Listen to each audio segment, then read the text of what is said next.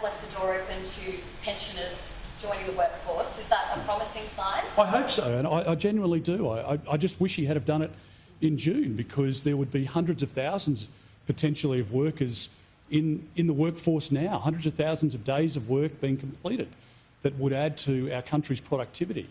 It would add to the economic multiplier in a business like this and the suppliers that they have and the apprentices that they want to put on. It would be great for the individual, because it would mean more cash in their pocket. And the beauty of that policy that we've proposed is that if the economy does tighten over the next couple of years, if the labour market does contract, or if those people decide that they don't want to continue that work, they've got the safety net of their pension to fall back to. And that's why we thought it was a well-considered policy. We put it forward in good faith, and I can't understand why the Prime Minister didn't pick it up in June, because we knew then that there was an acute problem within our economy. Workers were needed, and the Prime Minister should have adopted it then. The other end of the spectrum, though, could we be getting 13-year-olds, say, to be helping out joining the workforce? I don't understand that question. The minimum age is 14 and 9 months, I believe. Okay, could we be lowering that to get more people into the workforce? I don't think anyone's seriously suggesting that. Do you believe that the trade and construction industry is where our focus should be in getting labour shortage under control? What about healthcare, aged care, education and training in those areas as well? Well, again, really good points, and we've made these points over a series of months now. It's not just in agriculture, where we were in WA only a month or so ago with Michaelia and Andrew Hastie and others, where fruit is rotting on the trees and on the vines because they can't get workers. Aged care facilities at the moment, aged care facilities at the moment, and childcare centres, where aged care residents aren't getting the attention, the care that they need, because they can't find workers.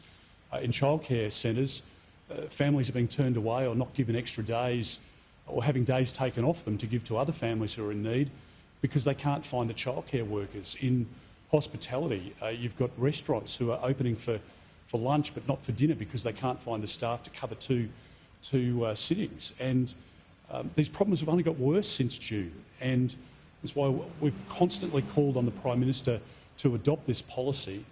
He's now, I guess for political reasons, waited until the Union Summit now in September, and I really think, like a lot of businesses around the country and a lot of people on these pensions who are willing to work, they're scratching their head as to why the Prime Minister's not taken up this policy sooner. Skilled migration is one of the items on the summit agenda. Obviously, with agriculture and farms and Warringah Yarra Valley, we rely heavily on skilled migration. How do you view that as helping the situation that we're in right now? Look, I think, again, it's skilled migration is a key part of the solution here. And again, we were talking yesterday with some recipients of visas who'd just been waiting too long. They'd paid their fees and the processing times were unacceptable. Now, again, the government's had 100 days to surge some of the public servants into those positions at Home Affairs and across the relevant departments otherwise, to process those visas so that people can get here more quickly, so that they can work.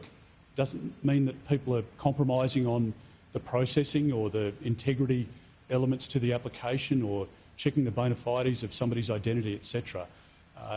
And I worry that there's a lot of window dressing here, and the Prime Minister is talking about a lot of issues, but the most important ones. And the most important issue at the moment is cost of living pressures on families, the cost of doing business. We were talking to a cafe manager this morning, where they're talking about a case of tomatoes going up fourfold. A business in Sydney last week, where the electricity bill that they'd budgeted for in a quarter was $69,000. It came in at over $200,000. And the Prime Minister promised before the election that he would fix these problems. And we will support the government in sensible suggestions that they make and policies that they put forward to help address these most acute needs. But at the moment, the Prime Minister's off mixing with celebrities from the United States and elsewhere, and I think he's been distracted at a time when we need the Prime Minister focused on helping families that heard the Prime Minister say before the election that he had the answers, which clearly he doesn't. And why did you choose? Why did you choose this location, this region, to hear about the labour shortage and construction, and to view a small business like this today? Because I think Aaron Violi is a great Member of Parliament and a great local member, and he's a great advocate for his community, and he's spoken to me and to Michaela and to other members of the front bench about issues that are relevant in his community. So he's very keen to have us here to listen on the front line to issues that are really concerning businesses. And in opposition, yes, we want to support good policies and be positive. We want to hold the government to account where they get it wrong. But we also want to listen to businesses like those we've met today and workers that we've met today, so that we can formulate the policies so that when we're elected in 2025, we'll have the answers to cleaning up Labor's mess. And they are making a bad situation worse at the moment, and families are really feeling that in their hip pocket. So it's great to be here with Aaron. I really commend him for the work that he's doing in his local electorate. So thank you very much.